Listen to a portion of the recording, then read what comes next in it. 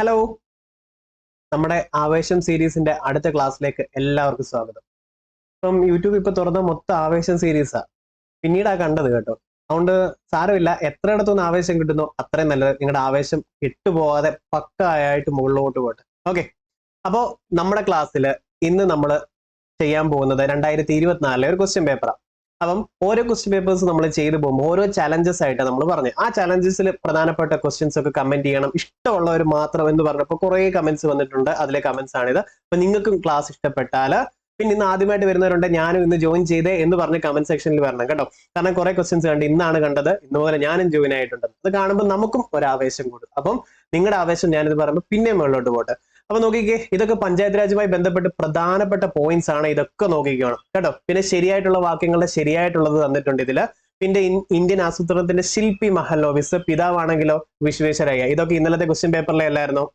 Okay. പിന്നെ അതേപോലെ അടുത്തത് ദ്വിമണ്ഡല നിയമനിർമ്മാണ സഭകളുള്ള സംസ്ഥാനങ്ങൾ മൊത്തം നിങ്ങൾ പഠിച്ചു വെക്കണം. അപ്പൊ ഇവിടെ ചിലപ്പോൾ കാണാൻ ബുദ്ധിമുട്ടുണ്ടാകും, കിളികളൊക്കെ പറക്കുന്നുണ്ടായിരിക്കും. നിങ്ങളുടെ കിളി എന്തായാലും പോകത്തില്ല, ഈ സ്ലൈഡ്സിൽ പറഞ്ഞോട്ടെ, അത് നമുക്കൊരു ഇൻട്രസ്റ്റിംഗ് ആയി മാത്രമേ മാറത്തുള്ളൂ. അതേപോലെ പ്രധാനപ്പെട്ട വിളകളൊക്കെ കണ്ടോ, ഇതും പഠിച്ചു വെച്ചിട്ടേ മുന്നോട്ട് പോകാം. അതേപോലെ ബാക്കി നോക്കിക്കേ, പ്രധാനപ്പെട്ട നേതാക്കളും അവിടെ നയിച്ചവരും, അപ്പം നയിച്ച സ്ഥലങ്ങളുമാണ് ഈ തന്നിട്ടുള്ളത്. അത് ഇത്തവണത്തെ ക്വസ്റ്റ്യൻ പേപ്പറിൽ ആദ്യത്തെ ചോദ്യം ഇത് തന്നെയാണ്. ഓക്കെ. പിന്നെ ബാക്കി ചട്ടമ്പി സ്വാമികളുമായി ബന്ധപ്പെട്ട പ്രധാനപ്പെട്ട വേദാധികാര നിരൂപണം, പ്രാചീന മലയാളം ആദിഭാഷ, കേരളത്തിലെ ദേശനാമങ്ങൾ. കഴിഞ്ഞ ക്വസ്റ്റ്യൻ പേപ്പറിലാണ് നമ്മളത് പരിചയപ്പെട്ടത്. അത് ഇവിടെ മുതൽ നമ്മൾ എന്നും കൊണ്ടു നടക്കാൻ പോയി. കേരളത്തിലെ ദേശനാമങ്ങൾ ചട്ടമ്പി സ്വാമികൾ, കേരളത്തിലെ ദേശനാമങ്ങൾ ചട്ടമ്പി സ്വാമികൾ. അതേപോലെ പ്രധാനപ്പെട്ടത് നവകരണം ലക്ഷ്യമാക്കി നീതി ആയോഗ് ആരംഭിച്ച് സ്ട്രാറ്റജി ഫോർ ഇന്ത്യ അറ്റ് 75 എന്നുള്ള പദ്ധതിയുമായി ബന്ധപ്പെട്ട പ്രധാനപ്പെട്ടത് തന്നിട്ടുണ്ട്, നോക്കണം. പിന്നെ ശരിയായിട്ടുള്ള വാക്യങ്ങൾ പിന്നെയും തന്നിട്ടുണ്ട്. ആസൂത്രണത്തിന്റെ ശില്പി മഹലോവിസ്, പിതാവാണ് വിശ്വേശ്വരയ്യ. ഇതൊക്കെ നമ്മൾ പറഞ്ഞാണല്ലോ അല്ലെ? അപ്പൊ ഇത് പഠിച്ചു വെച്ചോണം. ഓക്കെ. അപ്പോ നമ്മുടെ ക്ലാസ്സുകൾ നിങ്ങൾക്ക് ഇഷ്ടപ്പെടുന്നുണ്ട് കമന്റിൽ പറയാൻ മറക്കരുത്. പിന്നെ സ്കിപ്പ് അടിക്കുന്ന പരിപാടി നിർത്തണം. നല്ല സ്പീഡിലാണ് പോകുന്നത്. ഓൾറെഡി ബിഗിനേഴ്സിന് അത് ഒന്നാമതേ പിടിക്കുന്നില്ല. പക്ഷെ നിങ്ങളൊന്ന് മുന്നോട്ട് വാ, ഇത് കേട്ട് സെറ്റ് ആയിക്കോളും കേട്ടോ. അപ്പൊ നമ്മുടെ ആവേശം സീരീസ് തുടങ്ങുകയാണ്. 50 ഡേയ്സ് ചലഞ്ച്. ഓരോ ദിവസവും നമ്മൾ എക്സാം നടത്തുന്നുണ്ട് ടെലഗ്രാമിൽ 10:30. അപ്പൊ ടെലഗ്രാമിലേക്ക് ജോയിൻ ചെയ്യുക, ഡിസ്ക്രിപ്ഷനിൽ പിൻ ചെയ്ത് വെച്ചിട്ടുണ്ട് കേട്ടോ. അപ്പൊ ഇത് ലാസ്റ്റ് ചലഞ്ച് സീരീസിലെ റാങ്ക് അടിച്ചവരാണ്. ഇതേപോലെ നിങ്ങളും ഇന്ന് 10:30 ലാസ്റ്റ് ദിവസം ടെലഗ്രാമിൽ മൊത്തം ഇഷ്യൂസ് ആയിരുന്നു, ബോട്ട് ഇഷ്യൂ. പോള് കണ്ടക്ട് ചെയ്യാൻ പറ്റുന്നില്ല, അതുകൊണ്ട് ഇന്നലെ ഇല്ല. പക്ഷെ ഇന്നുണ്ട് 10:30 എന്നും നടക്കുന്നതാണ്. അപ്പൊ മൊത്തത്തിൽ ടെലഗ്രാമിൽ ഇഷ്യൂ വന്നതുകൊണ്ടാണ് ഇന്നലെ കണ്ടക്ട് ആവാൻ. ഇന്നുണ്ടായിരിക്കണം. ഓക്കെ. അപ്പം ചലഞ്ച് 6 മെയ് 14, ഇന്ന് 10:30 PM തുടങ്ങുമല്ലോ. നമുക്കപ്പോ ഒന്നാമത്തെ ക്വസ്റ്റ്യൻ തുടങ്ങാം. ഒരു സെക്കൻഡ് പോലും ഇനി കളയണ്ട. അപ്പൊ 1857 വിപ്ലവവുമായി ബന്ധപ്പെട്ട നേതാക്കന്മാരും പിന്നെ അവർ നയിച്ച സ്ഥലങ്ങളും തന്നിട്ടുണ്ട്. ഇവയിൽ ശരിയായിട്ടുള്ളത്, അപ്പൊ ശരിയായിട്ടുള്ളത് ടിക്കറ്റ്. ഓക്കെ, നോക്കാം. നാനാ സാഹിബ് ശരിയായിട്ടുള്ള നാനാ ഭാഗത്തും കണ്ണു വേണമെന്ന് നമ്മൾ പറഞ്ഞിട്ടുണ്ട്, കാൺപൂർ. അപ്പൊ ഒന്ന് സി ഉള്ളത് നോക്കാം. ഭാഗ്യത്തിന് 2 ഉള്ളൂ അല്ലെ? മൗലവി അഹമ്മദുള്ള ഫൈസാബാദ്, റിപ്പീറ്റഡ് ചോദ്യം, 2024 ഫേവറേറ്റ് PSCയുടേത്. അപ്പം 2D. അപ്പൊ ഇത് മാത്രമേ ഉള്ളൂ ഇനി. അപ്പോഴേ ഇത് സെറ്റ് ആയില്ലേ? ഇത് എലിമിനേഷൻ മെത്തേഡ്. ഇനി കൻവാർ സിംഗ്. ഓക്കെ, കൻവാർ ആര എന്ന് ഓർത്താൽ മതി. കൻവാർ ആര. പീഗം ഹസ്രത് മഹൽ ആണ് ലക്നൗ. പിന്നെ അതേപോലെ ഇന്നലെ ചെയ്ത നമ്മൾ ക്വസ്റ്റ്യൻ പേപ്പറിൽ പ്രധാനപ്പെട്ട ഒരെണ്ണവും റെയർ ആയിട്ടും കണ്ടതാണ്. ബറേലിയിൽ ആരായിരുന്നു? ബറേലി ഖാൻ ബഹദൂർ ഖാൻ. ബറേലിയിൽ ഖാൻ ബഹദൂർ ഖാൻ. ബറേലിയിൽ ഖാൻ ബഹദൂർ ഖാൻ. ഇത്രയും പഠിച്ചിട്ട് പോവാം. കഴിഞ്ഞ ക്വസ്റ്റ്യൻ പേപ്പറിൽ റെയർ ആയിട്ടുള്ളതും ആഡ് ചെയ്തിട്ടുണ്ട്. നമുക്ക് മുന്നോട്ട് പോവാം. അടുത്ത താഴെ പറഞ്ഞ പ്രസ്താവനകൾ ശരിയല്ലാത്തവ ഏതല്ല? ഓക്കെ. ഗാന്ധിജി ഇന്ത്യയിൽ ആരംഭിച്ച ആദ്യ സത്യാഗ്രഹം ഖേദ സത്യാഗ്രഹമാണ്. അത് പൊട്ട തെറ്റാണ് അല്ലെ? ഖേദയല്ല, ചമ്പാരൻ സത്യാഗ്രഹമാണ് 1917. ഓക്കെ ആണല്ലോ, തെറ്റ്. ഇനി അപ്പൊ ഒന്നുള്ളതെല്ലാം ക്യാൻസൽ ചെയ്യാമല്ലോ. കാരണം എന്താ? ശരിയല്ലാത്തവ ഏതെന്നല്ലേ? അപ്പൊ ഇത് ഒന്നുള്ളത് മാത്രമേ വരത്തുള്ളൂ എന്ന് അതിന്റെ അർത്ഥം. ഇതും പോകും, ഇതും പോകും. മനസ്സിലായോ? തെറ്റ് ചോദിച്ചാൽ ശരിയുള്ളത് ക്യാൻസൽ ചെയ്യാം. ഈ ഒരു സെയിം സംഭവം തന്നെ. അപ്പൊ അത് ഞാൻ മായച്ചു കളയട്ടെ, നിങ്ങളുടെ മനസ്സിൽ നിന്ന് മായച്ചേക്കണേ. ഓക്കെ, ശരി. അപ്പം അടുത്ത് 1922 ചൗര സംഭവത്തെ തുടർന്ന് ഗാന്ധിജി നിസ്സഹകരണ പ്രസ്ഥാനം നിർത്തിവെച്ചു. ശരിയല്ല ഇത്? ശരിയാണ്. നമുക്ക് തെറ്റാ വേണ്ടത്. അപ്പൊ ഇതുള്ളതെല്ലാം ക്യാൻസൽ ചെയ്ത് കളയാം. പോട്ടെ. ഗാന്ധിജി ഇന്ത്യയിൽ പ്രതിനിധീകരിച്ച 3 വട്ടമേശ സമ്മേളനങ്ങൾ. ഇത് പൊട്ട തെറ്റാ. 3 അല്ല, രണ്ടാമത്തെ മാത്രമുള്ള INC റെപ്രസെന്റ് ചെയ്ത് മഹാത്മാഗാന്ധിജി പങ്കെടുത്തത്. 3 പങ്കെടുത്തത് ആരൊക്കെയുണ്ട്? ഭീംറാവ് അംബേദ്കർ, തേജ് ബഹദൂർ സപ്രും. ഇവർ മാത്രമുള്ള 3 വട്ടമേശ സമ്മേളനങ്ങളും പങ്കെടുത്തത്. PSCയുടെ റിപ്പീറ്റഡ് ചോദ്യമായത് മറക്കല്ല. ഓക്കെ. അപ്പൊ 3 തെറ്റ്. അപ്പൊ 1 3 നോക്കിക്കേ. ഇനി ഒന്നും നോക്കാനില്ല, ഇത്രേ ഉള്ളൂ. ഇതാണ് എലിമിനേഷൻ. തെറ്റ് ചോദിച്ചാൽ തെറ്റുള്ളത് മാത്രം നോക്കി ബാക്കി വെട്ടിക്കളയുക. അപ്പൊ ശരിയല്ലേ? ആണ്. ഇനി ഇന്ത്യൻ നാഷണൽ കോൺഗ്രസ് 1920 സമ്മേളനം നടന്നത് നാഗ്പൂരിലാണ്. അപ്പം ഇതൊന്നും ഞാൻ റിപ്പീറ്റ് ചെയ്യുക, കാരണം കഴിഞ്ഞ ക്വസ്റ്റ്യൻ പേപ്പർ നമ്മൾ ചെയ്തപ്പോൾ 1920 എന്ത്? നോൺ കോപ്പറേഷൻ മൂവ്മെന്റ്, നിസ്സഹകരണ പ്രസ്ഥാനം തീരുമാനിച്ചത് 1920 സമ്മേളനത്തിലായിരുന്നു. എന്നാൽ 1929 സിവിൽ നിയമലംഘനം, സിവിൽ ഡിസൊബീഡിയൻസ് മൂവ്മെന്റും ആരംഭിച്ചത്. ഇത് രണ്ടും ഓർത്തു വെച്ചോണം. ഓക്കെ. അപ്പൊ നോൺ കോപ്പറേഷൻ 1920, സിവിൽ നിയമലംഘനമാണെങ്കിൽ 1929. മറക്കരുത്. ഇനി ഗാന്ധിജിയുടെ സത്യാഗ്രഹം ചോദിച്ചില്ലേ, ആദ്യത്തേത് ഏതാ? ചമ്പാരൻ. ആദ്യത്തെ നിരാഹാര സത്യാഗ്രഹം ഏതാ? അഹമ്മദാബാദ് മിൽ സമരം. ഇത്ര ഓർത്ത് വെച്ചോളൂ. അടുത്ത ക്വസ്റ്റ്യൻ പേപ്പറിൽ ബാക്കിയും കൂടെ പറഞ്ഞുതരാം. കേരളത്തിലെ ആദ്യത്തെ റെയിൽ പാത ഏതാണ്? ഏതാ? ബേപ്പൂര് മുതൽ തിരൂര് വരെയാണ്. 1861. ബേപ്പൂര് മുതൽ തിരൂര് വരെ. റിപ്പീറ്റഡ് പ്രീവിയസ് ഇയർ ക്വസ്റ്റ്യൻ ഒരു 20+ ടൈംസ് മിനിമം ചോദിച്ചിട്ടുള്ളതാണ് ഇത്. ഇനി ആന്ധ്ര കേസരി എന്നറിയപ്പെടുന്നത് ആരാ? ടി പ്രകാശമാണ് Andhra Kesari. Olive branch petition നമ്മൾ എല്ലാ ക്ലാസ്സിലും ഇത് പറയാറുണ്ട്. അമേരിക്കൻ സ്വാതന്ത്ര്യ സമരവുമായി ബന്ധപ്പെട്ടതാണ് ഒലീവ് ബ്രാഞ്ച് പെറ്റീഷൻ അല്ലെ.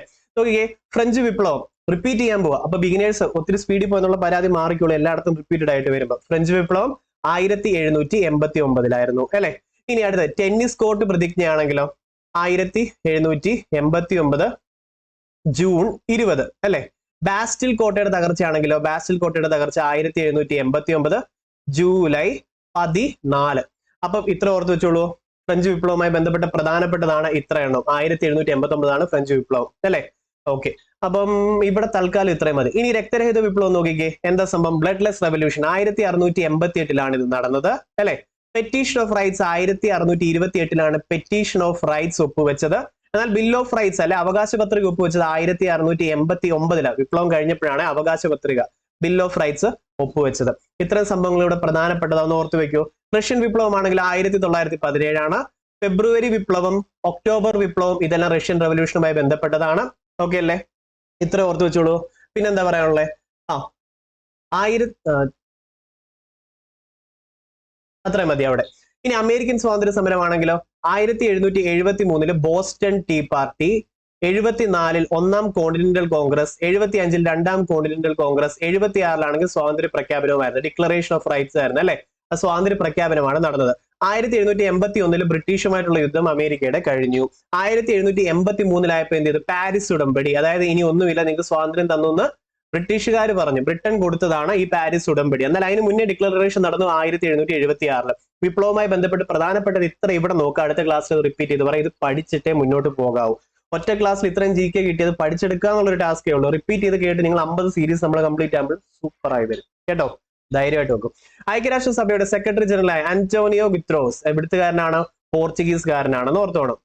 ഇനി അന്തരീക്ഷ പാളിയിൽ ആയിട്ടുള്ള ട്രോപ്പോസ്ഫിയറിനെ കുറിച്ച് താഴെ പറയുന്ന വാചകങ്ങൾ ശരിയായിട്ടുള്ളത് ഏതല്ല? ട്രോപ്പോസ്ഫിയർ. ആദ്യത്തെ കാര്യം ഓർത്ത് വെക്കേണ്ടത് നമ്മുടെ തൊട്ട് മുകളിലത്തെ ഏതാ? തൊട്ട് മുകളിലത്തെ എന്ന് പറഞ്ഞാൽ തൊട്ട് ടോപ്പിലത്തെ ഏതാ? തൊട്ട് ടോപ്പിലെ ട്രോപ്പോസ്ഫിയർ ആണ്. തൊട്ട് മുകളിലത്തെ ട്രോപ്പോസ്ഫിയർ ആണ്. ടോപ്പിലുള്ളത് ട്രോപ്പോസ്ഫിയർ ആണ്. തൊട്ട് ടോപ്പിലുള്ളത്. ഓക്കെ, ഈ പാളിയിലെ ഊഷ്മാവ് ഓരോ 165 മീറ്ററും 1 ഡിഗ്രി സെൽഷ്യസ് എന്ന തോതിൽ കുറഞ്ഞു വരുന്നുണ്ട്. ഓരോ 165 മീറ്റർ മുകളിലോട്ട് പോകുമ്പോഴും 1 ഡിഗ്രി സെൽഷ്യസ് കുറഞ്ഞു വരുന്നു. ഇത് ശരിയല്ലേ? ട്രോപ്പോസ്ഫിയറുമായി ബന്ധപ്പെട്ട് ശരിയാണ്. 165 മീറ്റർ മുകളിലോട്ട് പോകും തോറും 1 ഡിഗ്രി സെൽഷ്യസ് വെച്ച് കുറയുന്നു. പക്ക. അന്തരീക്ഷത്തിന്റെ ഏറ്റവും താഴെയുള്ള പാളിയാണ് അല്ലെ. നമ്മുടെ തൊട്ട് മുകളിലുള്ള, പക്ഷെ അന്തരീക്ഷത്തിന്റെ ഏറ്റവും താഴെയുള്ള പാളിയാണ്. ഉയരം 15 മുതൽ 50 കിലോമീറ്റർ വരെ. തെറ്റ്. ഇതേതാ? സ്ട്രാറ്റോസ്ഫിയർ ആണ്. ഈ മേഖലയിലാണ് ഓസോൺ പാളി കാണുന്നത്. ഇതെവിടെയാ? സ്ട്രാറ്റോസ്ഫിയറിലാണ്. ഇത്രയും റിപ്പീറ്റഡ് ചോദ്യമാ, ഓർത്ത് വെച്ചോണം. അപ്പൊ ഇതിൽ ശരിയായിട്ടുള്ളത് ഏതൊക്കെയാ? 1ഉം 2ഉം മാത്രമാണ്. ഓക്കെ അല്ലേ? സെറ്റ്. പിന്നെ അഡീഷണൽ പിന്നെ പറഞ്ഞു തരാം. ഇതിന്റെ അടുത്ത ക്വസ്റ്റ്യൻ പേപ്പറിലും വരുന്നുണ്ട്. ലേയേഴ്സ് ഓഫ് അറ്റ്മോസ്ഫിയർ പഠിച്ചോണം. നോബൽ പ്രൈസും പീരിയോഡിക് ടേബിളും മസ്റ്റ് ആണ്. നോബൽ പ്രൈസിന്റെ ക്ലാസ് ഞാൻ തരാൻ തീരുമാനിച്ചു. നിങ്ങൾ ഇഷ്ടം പോലെ നോബൽ പ്രൈസിന്റെ ക്ലാസ് കണ്ടു കാണും. അതൊക്കെ കണ്ടത് നല്ലതാ, അത് അതുപോലെ ഇരുന്നോട്ടെ. എന്നാൽ നമ്മുടെ നോബൽ പ്രൈസ് വരുമ്പോൾ നിങ്ങൾ ക്ലാസ് കഴിയുമ്പോൾ അത്രയും ബൈഹാർട്ട് ആയിരിക്കും. ഏതിന് കിട്ടി, എത്ര പേർക്കാണ് കിട്ടിയത്, ഏത് വർഷത്തെ ഏതൊക്കെ എന്ന് നിങ്ങൾ പച്ചയുള്ള പോലെ പഠിക്കും. ഞാൻ നോക്കിയപ്പോൾ എല്ലാ ക്വസ്റ്റ്യൻ പേപ്പറിലും നോബൽ പ്രൈസ് ഉണ്ട്, ഇവിടെയും ഉണ്ട്. അതുകൊണ്ട് ഞാൻ അത് പ്രത്യേകം ക്ലാസ് എടുത്തു തരാം. അപ്പോൾ നോബൽ പ്രൈസ് ക്ലാസ് വേണ്ടവർ നോബൽ പ്രൈസ് ഹാർട്ട് കമന്റ് ചെയ്യാൻ മറക്കില്ല കേട്ടോ. ഓക്കെ, താഴെ തന്നിരിക്കുന്നതിൽ നിന്നും പാരമ്പര്യേതര ഊർജ്ജ സ്രോതസ് തിരഞ്ഞെടുക്കുക. ഇത് ക്യാൻസൽഡ് ആക്കിയിട്ടുണ്ട്. പാരമ്പര്യേതരം എന്ന് പറഞ്ഞാൽ പരമ്പരാഗതമായി കൈമാറി വരാത്തത്. അതായത് wind energy, solar energy, tidal energy etcetera. Okay. ഇനി പാരമ്പര്യ ഊർജ്ജ സ്രോതസ് എന്ന് പറഞ്ഞാൽ എന്തൊക്കെയാ? നാച്ചുറൽ ഗ്യാസ്, പെട്രോളിയം, ഡീസലും ഒക്കെയാണ് അതിൽ വരുന്നത്. ഇത്ര ഓക്കെ അല്ലേ? ഓക്കെ. എന്നാൽ ഇവിടെ ഒന്നും ഞാൻ പറയാം. ജിയോ തെർമൽ എനർജി എവിടെ ഉപയോഗിക്കുന്നുണ്ട്? ഹിമാചൽ പ്രദേശിൽ. അതെവിടാ? മണികരൻ. ഇതൊന്ന് പഠിച്ചു വെച്ചോണേ. മണികരൻ. ഇത് PYQ ആയിരുന്നു. എന്തായാലും ഇവിടെ ഇതുമായി ബന്ധപ്പെട്ടത് ഒന്ന് ആഡ് ചെയ്തേക്കണം. Jio thermal energy. ഓക്കെ, ശരി. അടുത്തത് കൊല്ലം മുതൽ കോട്ടപ്പുറം വരെ നീണ്ടു കിടക്കുന്ന കേരളത്തിലെ പ്രധാന ജലപാത ഏതാ? നാഷണൽ വാട്ടർവേ 3 ആണ്. ഇത് അറിയപ്പെടുന്ന പേരെന്താ? വെസ്റ്റ് കോസ്റ്റ് കനാൽ എന്നറിയപ്പെടും അല്ലെ. വെസ്റ്റ് കോസ്റ്റ് കനാൽ എന്നറിയപ്പെടും. നാഷണൽ വാട്ടർവേ 1 ആണെങ്കിൽ 1620 ഗംഗാ നദിയിലാണുള്ളത്. അലഹാബാദ് മുതൽ ഹാൽഡിയ വരെയാണ് ഉള്ളത് അല്ലെ. നാഷണൽ വാട്ടർവേ 2 ആണെങ്കിലോ 890 കിലോമീറ്റർ സംതിങ് ആണെന്ന് തോന്നുന്നു. ഇത് ഭാരതപ്പുഴ ഓക്കെ, നമ്മുടെ ബ്രഹ്മപുത്ര ഇവിടെ വരുന്നത് 2 ദുബ്രി, സാധ്യ മുതൽ ദുബ്രി വരെ. ഓക്കെ, സാധ്യ മുതൽ ദുബ്രി വരെ ഇങ്ങനെ കണക്ട് ചെയ്ത് വെച്ചേക്കുന്നത്. 2 എന്ന് പറഞ്ഞാൽ ദോ ഹിന്ദിയിൽ, ദുബ്രി സാധ്യ മുതൽ ദുബ്രി വരെയുമാണ്. ഓക്കെ അല്ലെ, ബ്രഹ്മപുത്ര ഇത് ഓർത്ത് വെച്ചോണേ. നാഷണൽ വാട്ടർവേ 3 ആണ് west cost canal, national waterway 5 ആണെങ്കിൽ ഈസ്റ്റ് കോസ്റ്റ് കനാലും ആണെന്ന് ഇത്രയും ഓർത്ത് വെച്ചോണേ. ഇത്രയും റിപ്പീറ്റഡ് ചോദ്യമാണ്. അടുത്തത് മൺസൂൺ വനങ്ങൾ എന്നറിയപ്പെടുന്ന ഇന്ത്യയിലെ ഏറ്റവും വ്യാപകമായി കാണപ്പെടുന്ന വനങ്ങൾ. ഇതേപോലെ PSC 2023 ചോദിച്ചു, ഇന്ത്യയിൽ ഏറ്റവും കൂടുതൽ കണ്ടുവരുന്ന സ്വാഭാവിക സസ്യജാലങ്ങൾ ഏതൊക്കെയാണ്? ഏതാണെന്നറിയാം? ഡിസീഡിയസ്. ഓക്കെ, ഡിസീഡിയസ് ഫോറസ്റ്റ് ആണ്. സ്പെല്ലിംഗ് കറക്റ്റ് ആണെന്ന് അറിയത്തില്ല, നിങ്ങൾ തിരുത്തിക്കണം. ഡിസീഡിയസ് ഫോറസ്റ്റ് ആണ്. ഡിസീഡിയസ് ഫോറസ്റ്റിന്റെ മലയാളം എന്താ അറിയാം? ഇലപൊഴിയും വനങ്ങൾ. അപ്പൊ ഉഷ്ണമേഖല ഇലപൊഴിയും വനങ്ങളാണത്. അപ്പം വേറെ പേര് കണ്ടോ, മൺസൂൺ വനങ്ങൾ എന്നറിയപ്പെടും അല്ലെ, മൺസൂൺ വനങ്ങൾ എന്നറിയപ്പെടും. ഇലപൊഴിയും വനങ്ങൾ ഡിസീഡിയസ് ഫോറസ്റ്റ് ആണ്. ഇന്ത്യയിൽ ഏറ്റവും കൂടുതലായിട്ടുള്ളത് ഏതാ? ഡിസീഡിയസ് ഫോറസ്റ്റ് ആണ്, ഇലപൊഴിയും വനങ്ങളാണ്. ബൈ ഹാർട്ട് ആക്കണം. അതേപോലെ നിത്യഹരിത വനങ്ങൾ കണ്ടോ, എവർഗ്രീൻ ഫോറസ്റ്റ് ആണ്. അതേപോലെ വേറൊരു പേരുണ്ട്, ട്രോപ്പിക്കൽ ഫോറസ്റ്റ് എന്നും അറിയപ്പെടും. ഇത്രയും പഠിച്ചു വെച്ചോണം, ഇമ്പോർട്ടന്റ് ആണ്. ബംഗാളിലും ആസാമിലും വൈകുന്നേരങ്ങളിൽ രൂപപ്പെടുന്ന ശക്തമായ ഇടിമിന്നലോട് കൂടിയ കൊടുങ്കാറ്റ് ഏതാണ്? ലൂ ആണെങ്കിൽ എന്ത് പറയും? ഉത്തരേന്ത്യയിൽ ഇത് 100 തവണ കൂടുതൽ ചോദിച്ചാൽ ലൂ ആണെങ്കിൽ ഉത്തരേന്ത്യയിലെ വീശുന്ന വരണ്ട ഉഷ്ണക്കാറ്റാണ്, ഡ്രൈ വിൻഡ് ആണ് ഈ ലൂ എന്ന് പറയുന്നത്. മാംഗോ ഷവർ ആണ് കേരളം, കർണാടക അല്ലെ. നോർവെസ്റ്റർ കേട്ടിട്ടുണ്ടോ? അതാണ് നമ്മുടെ ഹൽവൈസഖി അല്ലെ. ആസാം, ബംഗ്ലാദേശ്, റിപ്പീറ്റഡ് ചോദ്യം. ഹൽവൈസഖി, ആസാം, ബംഗ്ലാദേശ്, നോർവെസ്റ്റർ, ബൈഹാർട്ട് മറക്കരുത്. അതേപോലെ ഇവിടെ നിന്ന് ചോദിച്ച വേറൊരു ചോദ്യം ഓർമ്മയുണ്ടോ? വെസ്റ്റേൺ ഡിസ്റ്റർബൻസ് ഓർമ്മയില്ലേ? അതും ചോദിച്ചിട്ടുണ്ട്. അതായത് സെൻട്രൽ ഏഷ്യയിലേക്ക് വീശുന്ന കാര്യമാണ് വെസ്റ്റേൺ ഡിസ്റ്റർബൻസ്. അതുമായി ബന്ധപ്പെട്ട ചോദ്യം നമ്മൾ ക്വസ്റ്റ്യൻ പേപ്പറിൽ ചെയ്തായിരുന്നു. ഓക്കെ, ഇന്ത്യയിൽ ആദ്യമായി മെട്രോ സർവീസ് ആരംഭിച്ചത് എവിടെയാ? കൊൽക്കത്ത. ഉപഭോക്താവിന്റെ സന്തുലിതാവസ്ഥ ഉണ്ടാകുന്നത് എപ്പോഴാ? നമ്മുടെ ബഡ്ജറ്റ് ലൈനും നിസ്സംഗതാ വക്രവും കൂട്ടിമുട്ടുന്ന ബിന്ദുവിലാണ്. ഓക്കെ, അത് നമ്മുടെ എക്കണോമിക്സ് വരുമ്പോൾ ഞാൻ കൂടുതൽ പറഞ്ഞുതരാം. ഇനി ആസ്തികളിലെ ഏറ്റവും ലിക്വിഡായ രൂപം, ലിക്വിഡായിട്ടുള്ള രൂപം ഇതിലേതാ? സ്വർണ്ണമായാലും പണയം വെച്ച് കാശ് എടുക്കണം, ഭൂമിയാണെങ്കിലും അല്ലെങ്കിൽ വിറ്റ് കാശ് വേണം. അങ്ങനെ കൂട്ടിയാൽ തന്നെ കാശ്, പണം അല്ലെ. ഏറ്റവും ലിക്വിഡ് രൂപത്തിലുള്ളത് പണമാണ്. ഇനി ഒരു വ്യക്തിയുടെ വരുമാനം ഇതിൽ ഏതാണ്? പൂജ്യമാകാം വരുമാനം അല്ലേ. ഇപ്പൊ നിങ്ങൾ കുറച്ചൊരു പൂജ്യമുണ്ട്, കുറച്ചൊരു പോസിറ്റീവ് ഉണ്ട്, കുറച്ചൊരു നെഗറ്റീവ് ഉണ്ട്. ഈ ജോലി എല്ലാം കിട്ടി കഴിയുമ്പോൾ അതെല്ലാം പോസിറ്റീവായി മാറിക്കോളും. അതിനാണ് നമ്മൾ ഈ പഠിക്കുന്നത്. അപ്പൊ എപ്പോഴേലും വിട്ടുകൊടുക്കുന്നു അല്ലെങ്കിൽ പഠിക്കണ്ട അല്ലെ മടുപ്പാൻ തോന്നുമ്പോൾ ഓർത്തോണം, നിങ്ങൾ എന്തിനാ ഇത് പഠിക്കാൻ തുടങ്ങിയെന്നുള്ളൊരു കാര്യം, ഒരു റീസൺ ഉണ്ടായിരിക്കുമല്ലോ നിങ്ങൾക്ക് സ്വന്തമായിട്ട്. അതൊന്ന് ഓർക്കുക ഇടയ്ക്കിടയ്ക്ക്. അപ്പം ഇവയെല്ലാം ഒരു വ്യക്തിയുടെ വരുമാനത്തിൽ ഇതെല്ലാം പെടുന്നതാണ്. ഇനി ഉൽപാദന ഘടകങ്ങളുടെ ഡിമാൻഡ് ഏതാണ്? ഉൽപാദന ഘടകങ്ങളുടെ ഡിമാൻഡ് ഏതാണ്? Derived demand. എന്തോ ഡിറൈവ്ഡ് ഡിമാൻഡ് എന്നറിയാം? ഫോർ എക്സാമ്പിൾ, വീറ്റിന് ആവശ്യകത കൂടി എന്ന് വെച്ചു, വീറ്റിന് ഭയങ്കര ഡിമാൻഡ് ആയെന്ന് വെച്ചു. ഓക്കെ, വീറ്റിനാണ് ഡിമാൻഡ് ആയത് അല്ലെ, അതൊരു ഡയറക്റ്റ് ഡിമാൻഡ് ആണ്, വീറ്റിനാണ് ഡിമാൻഡ് ആയത്. പക്ഷെ വീറ്റ് ചുമ്മാ വരത്തില്ലല്ലോ, അതിനുവേണ്ടി ഫീൽഡ് വർക്കേഴ്സ് വേണം, മെഷീൻസ് വേണം, അതിനുവേണ്ടി ഫെർട്ടിലൈസേഴ്സ് വേണം. അപ്പൊ അവിടെ എല്ലാം ഡിമാൻഡ് കൂടിയില്ലേ അതിന്? അതാണ് ഡിറൈവ്ഡ് ഡിമാൻഡ് എന്ന് പറയുന്നത്. ഇപ്പൊ ഇത് മനസ്സിലായല്ലോ. അടുത്തതിലോട്ടോ, കേന്ദ്ര ബാങ്ക് വാണിജ്യ ബാങ്കുകൾക്ക് വായ്പ നൽകുമ്പോൾ ഈടാക്കുന്ന പലിശ എന്താണ്? ഇതിൽ നമ്മൾ 100% എപ്പോഴും ക്വസ്റ്റ്യൻസ് കണ്ടിട്ടുള്ളത് റിപ്പോ നിരക്കെന്നാണ് അല്ലെ, റിപ്പോ നിരക്കെന്നാണ്. അപ്പൊ റിപ്പോ നിരക്കാണെങ്കിൽ ഗവൺമെന്റ് സെക്യൂരിറ്റികളും കൂടെ വെക്കാറുണ്ട്, ഗവൺമെന്റ് സെക്യൂരിറ്റിയും ഉണ്ട്. പോട്ടെ, ഇത്രയും നിങ്ങൾ ഡെപ്തി പഠിച്ചില്ലേ പോലും കേന്ദ്ര ബാങ്ക്, നമ്മുടെ സെൻട്രൽ ബാങ്ക് RBI സാധാരണ ബാങ്കുകൾക്ക് കൊടുക്കുമ്പോൾ ഈടാക്കുന്ന പലിശയ്ക്ക് പറയുന്ന പേര് റിപ്പോ നിരക്കുന്ന. ഇവിടെ PSC എന്തായാലും റിപ്പോ നിരക്ക് തന്നിട്ടില്ലല്ലോ, അപ്പൊ നിങ്ങൾ ബാങ്ക് നിരക്കെന്ന് കൊടുത്തോ, കുഴപ്പമില്ല. എന്നാൽ ഗവൺമെന്റ് സെക്യൂരിറ്റീസ് കൂടെ വെച്ചിട്ടുള്ളതാണ് റിപ്പോ നിരക്ക്. PSC എപ്പോഴും റിപ്പോ നിരക്കാണ് ചോദിക്കാറുള്ളത്. റിപ്പോ നിരക്കും ബാങ്ക് നിരക്കും കേന്ദ്ര ബാങ്ക് വാണിജ്യ ബാങ്കുകൾക്ക്, നമ്മുടെ സെൻട്രൽ ബാങ്ക് RBI സാധാ ബാങ്കുകൾക്ക് പൈസ കൊടുത്തിട്ട് പലിശ വാങ്ങിക്കുന്നതിന് റിപ്പോ നിരക്ക് അല്ലെ ബാങ്ക് നിരക്ക് എന്ന് പറയുന്നത്. റിപ്പോ നിരക്കാണ് ഗവൺമെന്റ് സെക്യൂരിറ്റീസ് കൂടെ ഉൾപ്പെടും എന്നുള്ളൊരു വ്യത്യാസമേ ഉള്ളൂ. ഓക്കെ, എന്നാൽ അത് ഉൾപ്പെടുത്തി PSC ഇതുവരെ ചോദിച്ചിട്ടില്ല. ഒന്നീ ബാങ്ക് നിരക്ക് അല്ലെ റിപ്പോ നിരക്ക് ചോദിക്കും. അപ്പൊ ഓക്കെ അല്ലേ, സെറ്റ് അല്ലേ? ഓക്കെ, ഇന്ത്യയുടെ ദേശീയ വരുമാനം കണക്കാക്കുമ്പോൾ ഒഴിവാക്കുന്നത് എന്താ? കേട്ടിട്ടില്ലേ, നമ്മൾ ഭക്ഷണമൊക്കെ കഴിക്കുമ്പോൾ അല്ലെ, നിങ്ങൾ തന്നെ ചിലവർ കാണുന്നവർ വിളമ്പി കൊടുക്കും പറയത്തില്ല, അല്ലെങ്കിൽ ഞാൻ ചെയ്യുന്നതൊന്നും ആരും കാണുന്നില്ലല്ലോ. വീട്ടമ്മമാരുടെ സേവനമാണ് ദേശീയ വരുമാനം കണക്കാക്കുമ്പോൾ ഒഴിവാക്കുന്നത്. ഇത് ഞാൻ വീട്ടിൽ ഒരു ദിവസം ഒരു 100 തവണയിലും കേട്ട്, അതുകൊണ്ട് എനിക്കിത് ബൈഹാർട്ടാണ്, മിക്കവാറും നിങ്ങൾക്ക് ബൈഹാർട്ട് ആയിരിക്കും. അടുത്തത്, ചുവടെ ചേർക്കുന്നവയിൽ ശരിയായിട്ടുള്ള പ്രസ്താവന ഏതാണ്? ഇതിൽ നോക്കിക്കേ. 73ാം ഭേദഗതി പഞ്ചായത്ത് രാജ് സംവിധാനവുമായി ബന്ധപ്പെട്ടതാ? ശരി. 74 നഗരപാലിക നിയമവുമായി ബന്ധപ്പെട്ടതാ? നെഹ്റു, അംബേദ്കർ തുടങ്ങിയവ തദ്ദേശ സ്ഥാപനങ്ങളെ അനുകൂലിച്ചിരുന്നത്? തെറ്റാ അല്ലെ. ഇനി 73 + 74 ആണെങ്കിലോ? സ്റ്റേറ്റ് ഇലക്ഷൻ കമ്മീഷനുകളുടെ രൂപീകരണവുമായി ബന്ധപ്പെട്ടതാണ് പ്രീവിയസ് ഇയർ ക്വസ്റ്റ്യൻ. ഓക്കെ, 73, 74 ചേർന്നിട്ടുള്ളതാണെങ്കിൽ സ്റ്റേറ്റ് ഇലക്ഷൻ കമ്മീഷനുമായി ബന്ധപ്പെട്ടതാ PSC ചോദിച്ചിട്ടുണ്ട്. അപ്പൊ ഇതിൽ 1, 2 മാത്രമാണ് വരിക. ഓക്കെ അല്ലേ? ഇതെന്തുവാ മാറി മാർക്ക് ചെയ്യരുത് ഇങ്ങനെ, മനസ്സിലായോ? ലൈവ് എക്സാമ്പിൾ ആണ് ഇതേ. അപ്പൊ 1, 2 ആണ്. അടുത്തതിലോട്ട് പോവാം. 73ാം ഭരണഘടനാ ഭേദഗതിയുമായി ബന്ധപ്പെട്ട ശരിയായിട്ടുള്ള പ്രസ്താവന വേണം. ഓക്കെ, ശരിയായിട്ടുള്ള പ്രസ്താവന നോക്കിക്കേ. ശരിയായിട്ടുള്ള പ്രസ്താവന, ത്രിതല ഭരണ സംവിധാനം പ്രാദേശിക തലത്തിൽ പ്രാധാന്യം ചെയ്യുന്നു. 73ാം ഭേദഗതി എന്താ? പഞ്ചായത്ത് രാജ്. അപ്പൊ അത് ശരിയാണ്. ഓക്കെ, ശരി. ഇനി ജില്ലാ പഞ്ചായത്താണ് മേൽഘടകം, ആണ് അല്ലെ? ജില്ലാ പഞ്ചായത്താണ് ഏറ്റവും മുകളിലത്തെ. എല്ലാ സംസ്ഥാനങ്ങളിലും ത്രിതല ദേശീയ ഭരണ സംവിധാനം അത്യന്താപേക്ഷിതമാണ്. തെറ്റ്, എല്ലാ സംസ്ഥാനങ്ങളിലും ഇല്ല. ഇതുമായി ബന്ധപ്പെട്ട് പഞ്ചായത്ത് രാജിന്റെ ക്ലാസ് നമ്മുടെ ചാനലിൽ എടുത്തിട്ടുണ്ട്.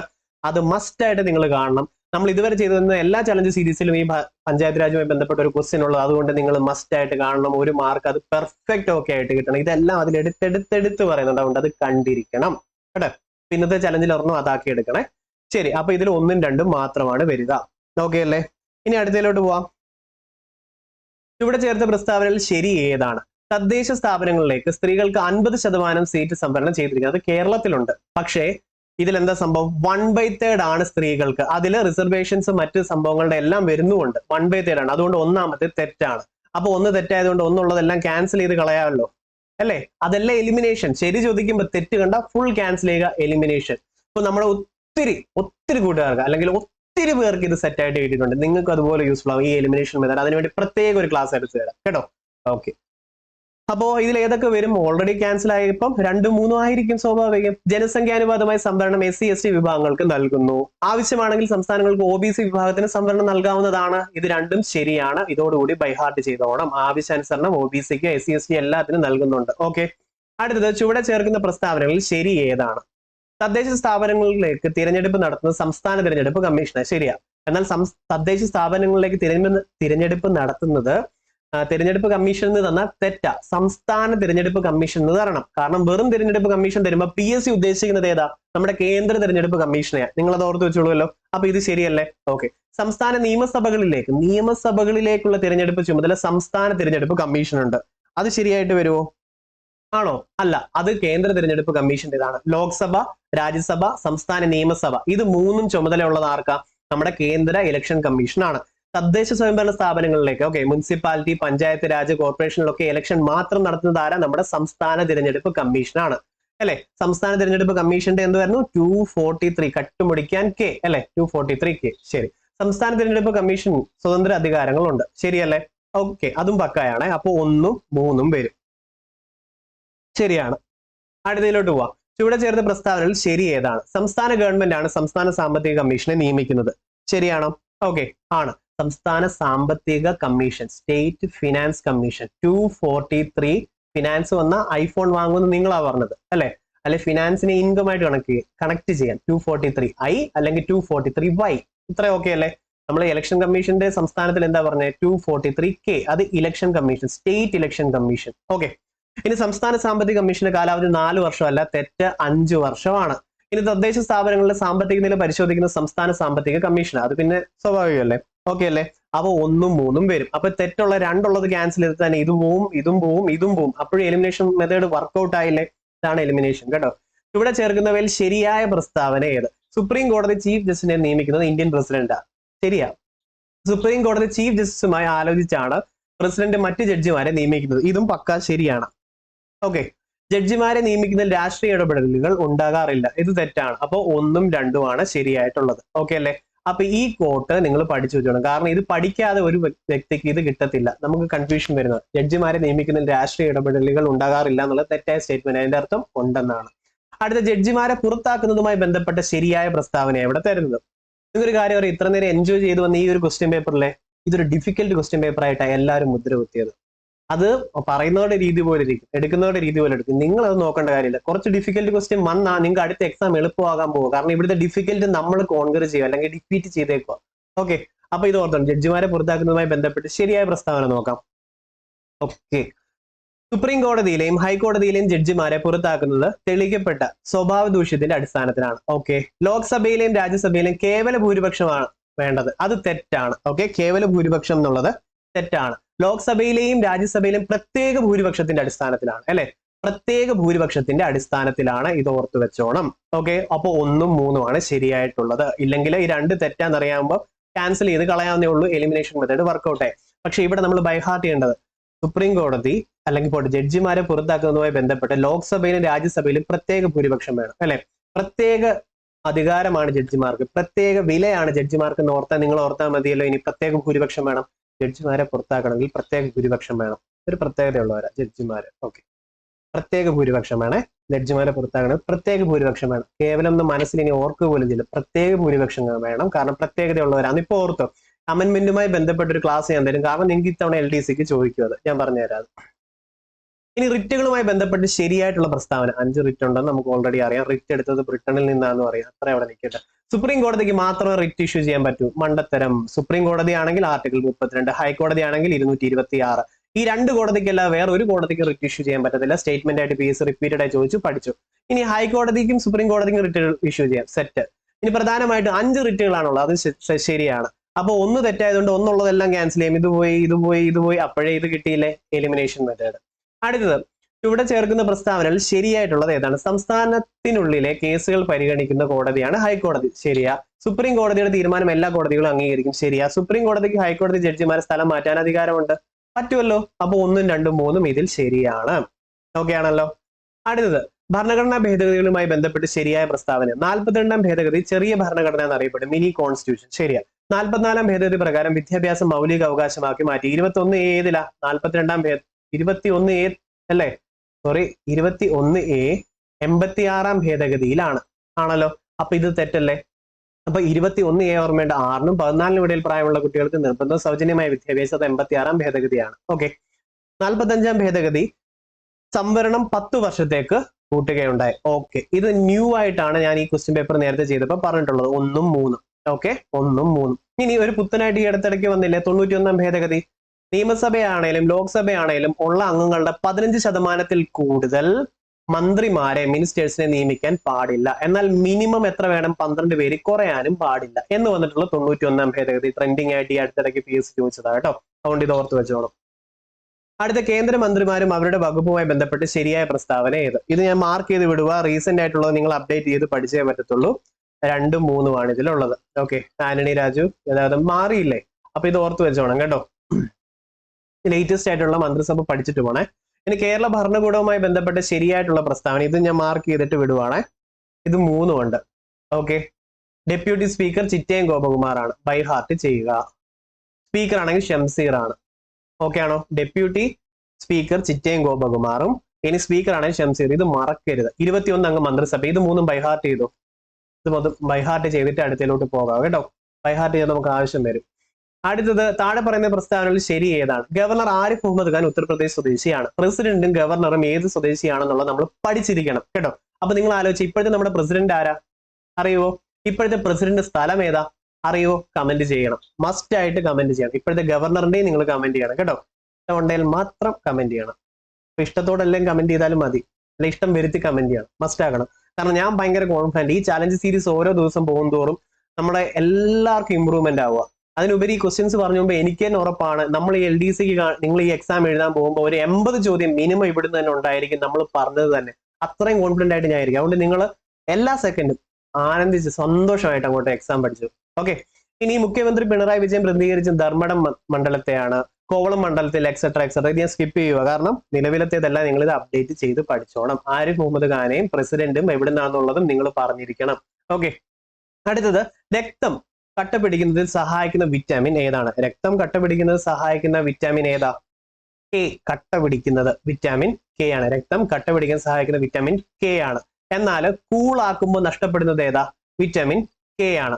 ഹീറ്റ് ആക്കുമ്പോൾ നഷ്ടപ്പെടുന്നത് ഏതാ? വിറ്റാമിൻ C ആണ്. ഓക്കെ അല്ലേ? സ്റ്റെറിലിറ്റിയുമായി ബന്ധപ്പെട്ടത് ഏതാ? വിറ്റാമിൻ E ആണ്. ഇത്തരം കാര്യങ്ങൾ ഓർത്ത് വെച്ചോളൂ. അടുത്ത, താഴെ പറയുന്നതിൽ എമർജൻസി ഹോർമോൺ എന്നറിയപ്പെടുന്നത് ഏതാണ്? എമർജൻസി ഏതാ? അഡ്രിനാലിൻ. രക്തത്തിലെ ഓക്സിജൻ വാഹകൻ താഴെ പറയുന്നവയിൽ ഏതാണ്? ഹീമോഗ്ലോബിൻ. ഹീമോഗ്ലോബിനുള്ളത് എന്തായിരുന്നു? അയൺ. ഇതേപോലെ PS റിപ്പീറ്റഡ് ആയി ചോദിക്കുന്നതാണ്. ക്ലോറോഫിലുള്ളത് എന്തായിരുന്നു? മഗ്നീഷ്യം ആണ് അല്ലെ? ഓക്കെ. അങ്ങനെയൊന്നുമല്ല, മഗ്നീഷ്യം ആണ്. ഓക്കെ. നോക്കിക്കോണേ, ചെക്ക് ചെയ്തോണേ. അടുത്ത, വലിയ അളവിലുള്ള രക്തസ്രാവം നിയന്ത്രിക്കുന്നതിന് പ്രഥമ ശുശ്രൂഷ സമയത്ത് സ്വീകരിക്കാവുന്ന രീതി ഈ കൂട്ടത്തിൽ ഏതാണ്? അപ്പം ഇതിലെ ആ രീതി നമുക്ക് നോക്കിയാലോ. അപ്പം ബന്ധപ്പെട്ട പ്രഷർ പോയിന്റുകളിൽ തുടർച്ചയായി മർദ്ദം ചെലുത്തുക. ഓക്കെ. ഇനി താഴെ പറഞ്ഞതിൽ ശ്വസിച്ചാൽ ഏറ്റവും അപകടകരമായിട്ടുള്ളത് ഏതാ?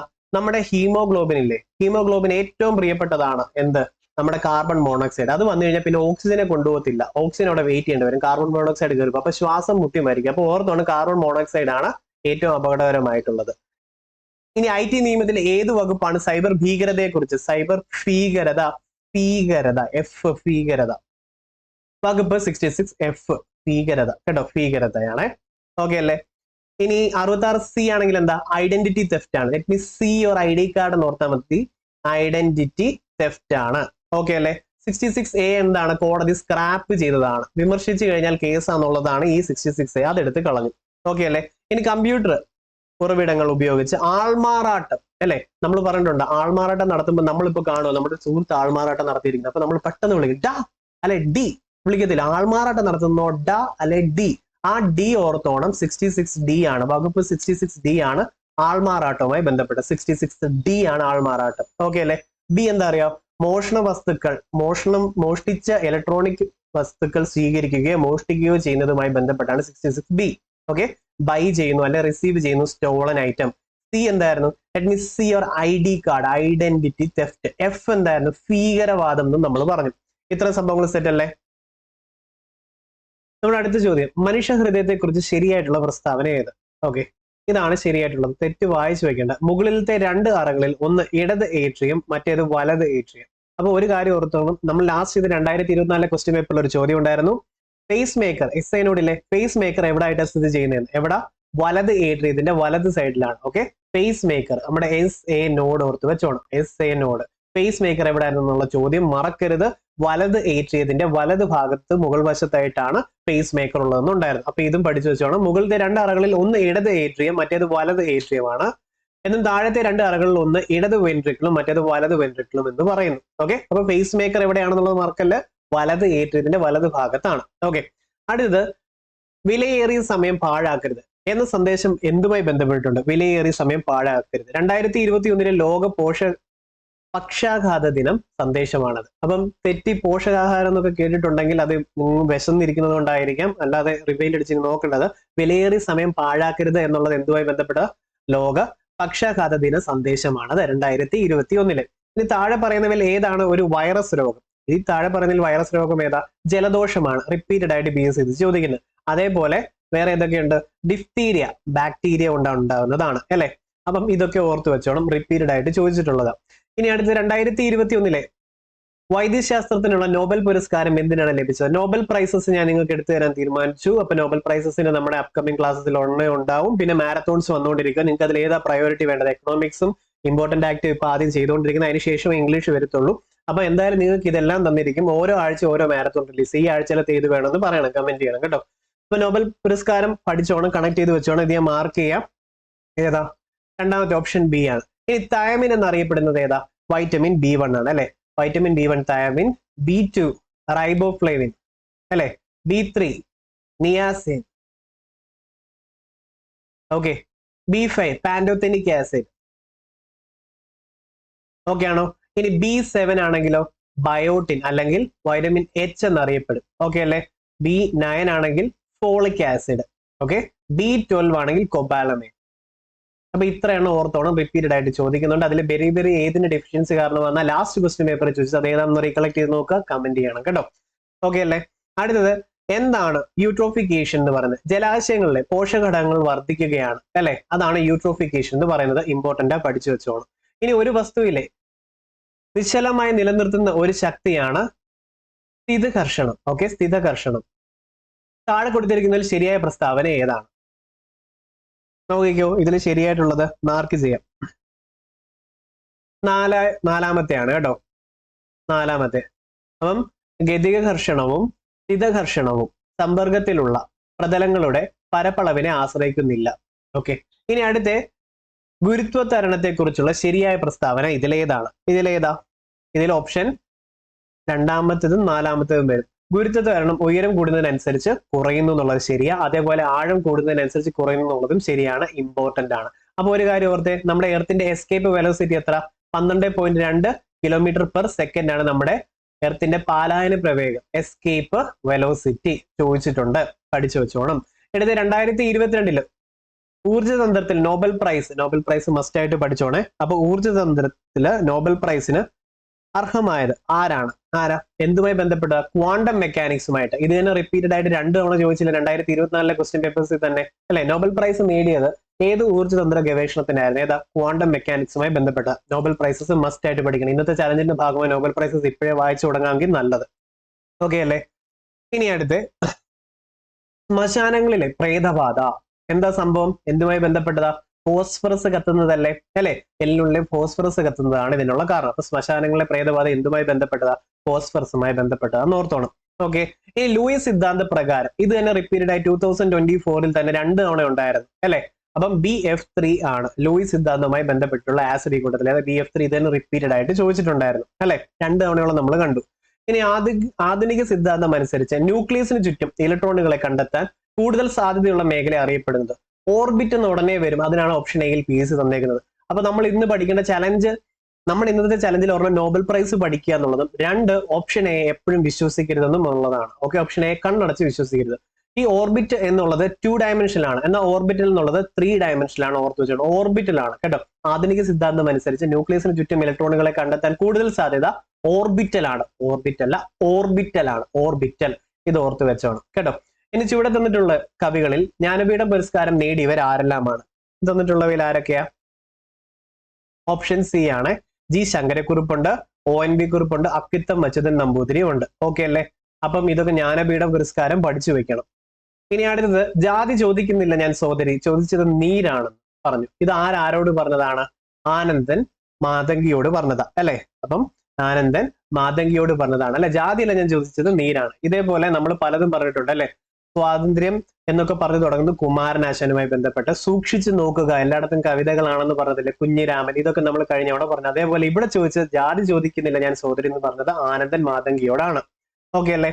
ശരി. ഇനി മലയാള ചെറുകഥകളും അവയുടെ ചലച്ചിത്രാവിഷ്കാരവും ആണ് ചുവടെ ചേർത്തത്. ഇതിൽ ശരിയായിട്ടുള്ളത് കണ്ടെത്തുക. അപ്പൊ ഇതിൽ ശരിയായിട്ടുള്ളത് ഏതൊക്കെയാ? 1, 2, 3 ശരിയാണ്. ഓക്കെ, ഇത് വായിച്ചു നോക്കണേ. പോസ് അടിച്ച് വായിച്ചു പഠിച്ചിട്ട് പോകണം.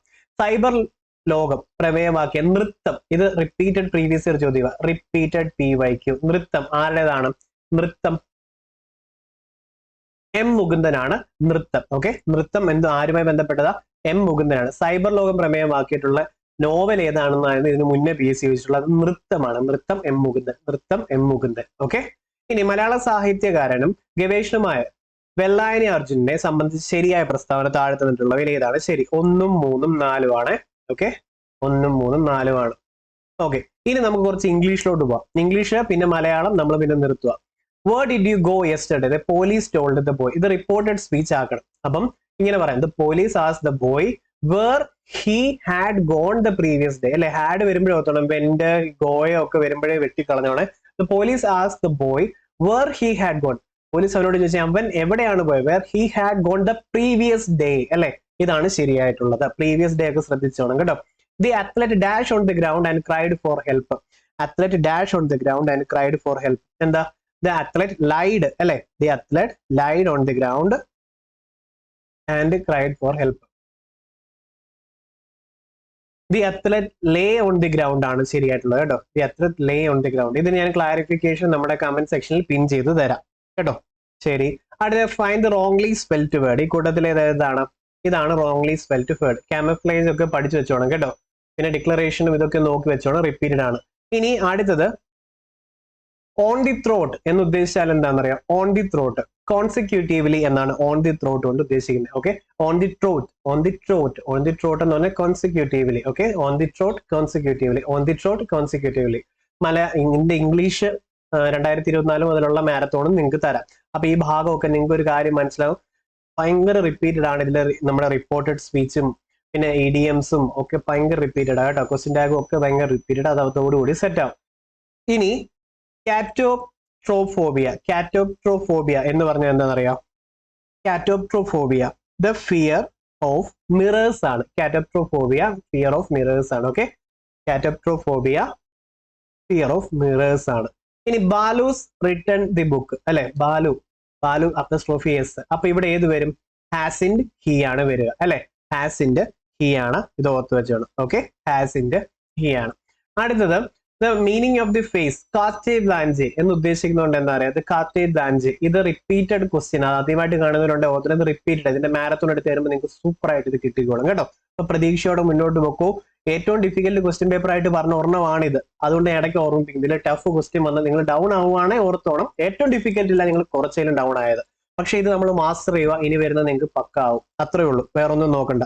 The complete freedom to act as one thinks best, അല്ലെ? ശരിയെന്ന് തോന്നുന്ന ഏതോ ആ രീതിയിൽ ആക്ട് ചെയ്യാനുള്ള ഫ്രീഡത്തെയാണ് കാർട്ടെ ബ്ലാഞ്ചെ എന്ന് പറയുന്നത്. ഓക്കെ, carte blanche, the complete freedom to act as one thinks best. ഇനി അടുത്തത് റിഡൻഡന്റ് എന്നുള്ളതിന്റെ ഓപ്പോസിറ്റ് എന്താണ്? Antonym of the word redundant, necessary ആണ്. അപ്പൊ റിഡൻഡന്റിന്റെ ഓപ്പോസിറ്റ് നെസസറി ആണ്. ഓക്കെ, നെസസറിയുടെ ഓപ്പോസിറ്റ് ആണ് റിഡൻഡന്റ്, ഓർത്ത് വെച്ചോണം. ഇനി choose the correct sentence. I had left home before he came ആണ്. ഓക്കെ, അവൻ വരുന്നതിന് തൊട്ട് മുന്നേ ഞാൻ പോയി ആണ് ഹാഡ് കൊണ്ട് ഉദ്ദേശിക്കുന്നത്. Okay, I had left home before he came, I had left home അല്ലെ, ഹാഡ് ഉദ്ദേശിച്ചത്. The officer went dash the report അല്ലെ, ആ റിപ്പോർട്ടിലൂടെ ഓഫീസർ പലതവണ പോയി എന്ന് പറയുന്നതിനാണ് എന്താ പറയാ, the officer went over the report many times അല്ലെ, വെന്റ് ഓവർ ദ റിപ്പോർട്ട് ആണ്, വെന്റ് ഓവർ. ഓക്കെ അല്ലെ. ഇനി അടുത്ത മലയാളം നോക്കാം. ഇതിലെ ശരിയായിട്ടുള്ള പദപ്രയോഗം കണ്ടെത്തുക. അപ്പൊ നിങ്ങൾക്ക് ഞാൻ പറഞ്ഞ പോലെ ക്ലാസ് ഇഷ്ടപ്പെട്ട, പഠിപ്പിക്കുന്ന രീതി ഇഷ്ടപ്പെട്ട, അധ്യാപനം ഇഷ്ടപ്പെട്ട, നിങ്ങൾ ഈ ക്വസ്റ്റ്യൻസിൽ നിങ്ങൾക്ക് ടഫ് എന്ന് തോന്നിയ വിധം അത് കമന്റ് ചെയ്യാൻ മറക്കരുത്. അതാകുമ്പോൾ നമുക്ക് കമന്റ് സെക്ഷനിൽ റിവിഷൻ ആയിട്ട് വരും. അടുത്ത ക്ലാസ്സിൽ അതും വെച്ചായിരിക്കും തുടങ്ങുന്നത്. അപ്പൊ ശരിയായ പദപ്രയോഗം ഈ കൂട്ടത്തിൽ കണ്ടെത്തുക. എന്താണ്? സ്വാദിഷ്ടമാണ്. ഓക്കെ, സ്വാദിഷ്ടമാണ്. അടുത്ത ശരിയായിട്ടുള്ള ഭാഷാ പ്രയോഗം തിരഞ്ഞെടുക്കുക. ഓർത്തോണം, ഒന്ന് റിപ്പീറ്റഡ് ആയിട്ട് എന്ത് വന്നു അത് തെറ്റ്, രണ്ട് ഏറ്റവും സിമ്പിൾ ആയിട്ട് ഇതിൽ ഏതുണ്ടോ അതാണ് ശരിയായിട്ടുള്ളത്. ഓക്കെ ആണല്ലോ. പക്ഷെ ഇവിടെ നോക്കിക്കേ, ഏതെങ്കിലും വിദ്യാർത്ഥി സംഘടനയ്ക്ക് ഈ തീരുമാനം സ്വീകരിക്കാമായിരുന്നുവെന്ന് തോന്നുന്നില്ല. ഓക്കെ, അപ്പൊ ഏതെങ്കിലും വിദ്യാർത്ഥി സംഘടനയ്ക്ക്, ബാക്കിയുള്ളത് എന്താ? ഗർഭിണികൾക്ക് വേണ്ടത്ര തോതിൽ പോഷകാഹാരം, വേണ്ടത്ര തോതിൽ, അതൊക്കെ വരുമ്പോൾ റിപ്പീറ്റഡ് ആയിട്ട് വരുന്നതുകൊണ്ട് തെറ്റാണ്. ഇതിൽ ശരിയായിട്ടുള്ളത് ഓപ്ഷൻ ഡി. അടുത്ത് സിംഹഭാഗം എന്ന് ഉദ്ദേശിക്കുന്നത് ഇംഗ്ലീഷിലും ചോദിച്ചിട്ടുണ്ട്, അത് ലയൺസ് ഷെയർ എന്നാണ് കേട്ടോ. സിംഹഭാഗം എന്ന് ഉദ്ദേശിക്കുന്നത് ലയൺസ് ഷെയർ എന്നാണ്. ഓക്കെ, ലയൺസ് ഷെയർ അതിന്റെ അർത്ഥം വരുന്നത് എന്താണെന്നറിയാമോ? വലിയ ഭാഗം എന്നാണ്. ഓക്കെ, അപ്പൊ ഇന്നൊരു കമ്പനിയുടെ സിംഹഭാഗം ഷെയറും എനിക്കാന്ന് ഞാൻ ഉദ്ദേശിച്ചത്, അതിന്റെ അർത്ഥം വലിയ ഭാഗം ഷെയറും എനിക്കാണെന്നാണ്. ഓക്കെ, ഇത്രയും കാര്യങ്ങൾ ഓർത്ത് വെച്ചോളൂല്ലോ. അടുത്ത അച്ഛൻ എന്ന വാക്കിന് പര്യായമായി വരുന്ന പദം ഏതാ? ജനകനാണ്. ഇനി സ്മരിക്കുക എന്ന പദത്തിന്റെ വിപരീതം എന്താണ്? വിസ്മരിക്കുക, സ്മരിക്കുക, വിസ്മരിക്കുക. അടുത്തത് വെഞ്ചാമരം എന്ന പദം പിരിച്ചെഴുതി കഴിഞ്ഞാൽ ഏതാ? വെൺ പ്ലസ് ചാമരം അല്ലേ വരിക? വെൺ പ്ലസ് ചാമരം. അങ്ങനെ ഈ വെൺ പ്ലസ് ചാമരം വെഞ്ചാമരമായി മാറിയെങ്കിൽ അത് ഏത് സന്ധിയാണെന്ന് നിങ്ങൾ പറയാമോ? അതായത് വെൺ പ്ലസ് ചാമരം സംഭവങ്ങൾ മാറി വേറൊരെണ്ണം വന്നു ചേരുവാണെങ്കിൽ അത് ഏത് സന്ധിയിൽ പെടും? കമന്റ് ചെയ്യാൻ മറക്കരുത്, അതേപോലെ കേട്ടോ. ഇനി വിദ്വാൻ എന്ന പദത്തിന്റെ സ്ത്രീലിംഗ രൂപം ഏതാണ്? വിദ്വാൻ ഏതാ? വിദുഷിയാണ് അല്ലെ. അതേപോലെ കവിയും കവയത്രിയും ഓർത്ത് വെച്ചോണം കേട്ടോ. താഴെ പറഞ്ഞാൽ ബഹുവചനം അല്ലാത്തത് ഇതിലേതാ? ഭാഗവതരാണ് അല്ലെ. ബഹുവചനം അല്ലാത്തത് ഭാഗവതരാണ് ഈ കൂട്ടത്തില്. അതേപോലെ എന്താ പറയാ, പൂജക ബഹുവചനം ഒക്കെ റിപ്പീറ്റഡ് ആയി ചോദിക്കുന്നത് കേട്ടോ. Practice makes a man perfect എന്ന് പറയുമ്പോൾ എന്താ? നിത്യാഭ്യാസി ആന എടുക്കും എന്നാണ് ഇവിടെ ശരിയായിട്ടുള്ള അതിന്റെ പരിഭാഷ. അതേപോലെ make hey while the sunshine, അല്ലെങ്കിൽ അങ്ങനത്തെ ചോദ്യങ്ങൾ വരത്തില്ല, കാറ്റുള്ളപ്പോൾ തൂറ്റുക എന്നൊക്കെയുള്ളത് റിപ്പീറ്റഡ് ആയിട്ട് ചോദിച്ചുകൊണ്ടിരിക്കുന്നത് കേട്ടോ. ശോഭിച്ചവൻ എന്ന അർത്ഥം വരുന്ന പദം ഏതാണ്? ശോഭിച്ചവൻ ക്ഷുഭിതനാണ് അല്ലെ. ശോഭിച്ചവൻ എന്ന അർത്ഥം വരുന്നത് ഏതാ? ക്ഷുഭിതനാണെന്നും ഓർത്തു വെച്ചോണം. ഇനി അടുത്ത താഴെ പറയുന്ന വസ്തുക്കളിൽ ഉത്പാദനത്തിന് ഉദാഹരണമാകുന്ന വസ്തു ഏതാണ്? ഉത്പാദനത്തിന് ഉദാഹരണമാകുന്നത് ഏതാ? കർപ്പൂരമാണ് അല്ലെ. കർപ്പൂരമാണ് ഉത്പാദനത്തിന് ഉദാഹരണമാകുന്നത്. അപ്പോൾ നമ്മുടെ ഈ ക്വസ്റ്റ്യൻ പേപ്പർ ഇവിടെ തീർന്നിട്ടുണ്ട്. നിങ്ങളൊരു കാര്യം ഓർത്തോണം, ഏറ്റവും ഡിഫിക്കൽട്ടി ലെവൽ കൂടിയ ഒരു ക്വസ്റ്റ്യൻ പേപ്പർ ആയിരുന്നു ഇത്. ഇതും ഓർമ്മകളുണ്ട്, അത് അടുത്ത വരുമ്പോൾ ഞാനത് പകുതിയായിട്ടേ പറയത്തുള്ളൂ. അതുവരെ നമ്മൾ എന്താ ഡിഫിക്കൽട്ടി എന്ന് അറിയാതെ പോകും. പിന്നെ ഇംഗ്ലീഷിലൊക്കെ വരുമ്പോഴാണ് നമ്മൾ കൂടുതലും തിരിച്ചറിഞ്ഞത്. 2-3 അടുപ്പിച്ച് കിട്ടാതാകുമ്പോൾ നമ്മൾ ഓർക്കും ഡിഫിക്കൽട്ട് ആയിരുന്നു. അതുകൊണ്ട് നിങ്ങൾ പേടിക്കേണ്ട, ഈ ടൈപ്പ് ഓഫ് ക്വസ്റ്റ്യൻസ് നമ്മൾ ഫെമിലിയർ ആയിരിക്കണം. പക്ഷെ ഒരു കാര്യം നമ്മൾ കണ്ടു, നമുക്ക് മാരത്തോണിലൊക്കെ ചെയ്തു പോകുമ്പോൾ എലിമിനേഷൻ മെത്തേഡ് നല്ല രീതിയിൽ വർക്കൗട്ട് ആവും. പിന്നെ പോസിറ്റീവായിട്ട് ഓരോ ദിവസവും നമ്മൾ അപ്പാകുക എന്നുള്ള വിശ്വാസം വേണം.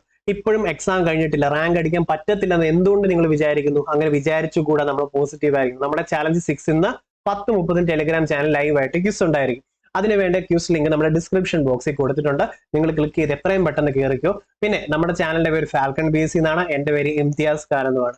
നിങ്ങളെ എക്സാമിന് റാങ്ക് അടിപ്പിച്ച് അടുത്ത തവണ ഈ ചാനൽ ഫ്രീ ആയിട്ട് എനിക്ക് ഫീച്ചർ ചെയ്യാനുള്ള ആൾക്കാരാക്കി ഞാൻ മാറ്റും. അതിനുവേണ്ടി എത്ര കഷ്ടപ്പെട്ടാലും എത്ര ക്വസ്റ്റ്യൻസ് ഏത് രീതിയിൽ പഠിപ്പിക്കാനും ഞാൻ റെഡിയാണ്. ഓക്കെ, അപ്പം വിശ്വസിച്ച് മുന്നോട്ട് പോക്കോ. All the very best. നമുക്ക് അടുത്ത ക്ലാസ്സിൽ കാണാം. ക്ലാസ് ഇഷ്ടപ്പെട്ട ഒരു ലൈക്ക് അടിക്കാൻ മറക്കരുത്. പിന്നെ പഠനം തുടങ്ങുന്ന ഒരു സുഹൃത്തുണ്ടെങ്കിൽ ഈ വീഡിയോ ഷെയർ ചെയ്ത് കൊടുക്കണ്ട. കാരണം എന്താ വെച്ചാൽ ഇത് ഇച്ചിരി ഡിഫിക്കൽട്ട് ക്വസ്റ്റ്യൻ പേപ്പർ, ഇതിനും തുടങ്ങി കഴിഞ്ഞാൽ അവർ നിരാശപ്പെട്ടു. അതുകൊണ്ട് ഇത് അയച്ചു കൊടുക്കരുത്, അടുത്തൊരെണ്ണേ കൊടുക്കുക. പക്ഷെ നിങ്ങൾക്ക് മനസ്സിലായാലോ, 5 ക്വസ്റ്റ്യൻ പേപ്പർ ചലഞ്ചസ് കഴിഞ്ഞിട്ട് 6ാമത്തെ വന്നപ്പോൾ ഇച്ചിരി ഡിഫിക്കൽട്ടി കൂടിയ കുഴപ്പമില്ല, ഇടയ്ക്കിടയ്ക്ക് ഞാൻ ഡിഫിക്കൽട്ടി കൂട്ടിത്തരും. അതാകുമ്പോൾ നമുക്ക് അത് ഫെമിലിയർ ആവണം. അല്ല, എക്സാമിന് പോയിരിക്കുമ്പോഴത്തേക്കും ഒരു ഡിഫിക്കൽട്ടി ഒന്നും നമ്മൾ പതറില്ല, അത് ഫെമിലിയർ ആയി വരണം. എല്ലാം ഫെമിലിയർ ആയി കഴിഞ്ഞാൽ നമുക്ക് ഓക്കെ, നമുക്ക് അറിയാത്ത എന്തിനും അതിനെയാണ് നമുക്ക് എപ്പോഴും അതുകൊണ്ട് ഫെമിലിയർ ആയി മാറും. ഓക്കെ, അപ്പൊ നമ്മുടെ ചാനലിൽ ഇന്ന് 10:30 കാണാം കേട്ടോ. ആദ്യമായിട്ടുള്ളവർ 90% ആൾക്കാർ സബ്സ്ക്രൈബ് ചെയ്യാത്തവരാണ് നമ്മുടെ ക്ലാസ് കാണുന്നത്. ക്ലാസ് ഇഷ്ടപ്പെട്ട സബ്സ്ക്രൈബ് ചെയ്യുക, വീഡിയോ ഇഷ്ടപ്പെട്ട ലൈക്കും ചെയ്യുക. ഓക്കെ, അപ്പൊ നമുക്ക് അടുത്ത ക്ലാസ് കാണാം. Thank you, bye bye.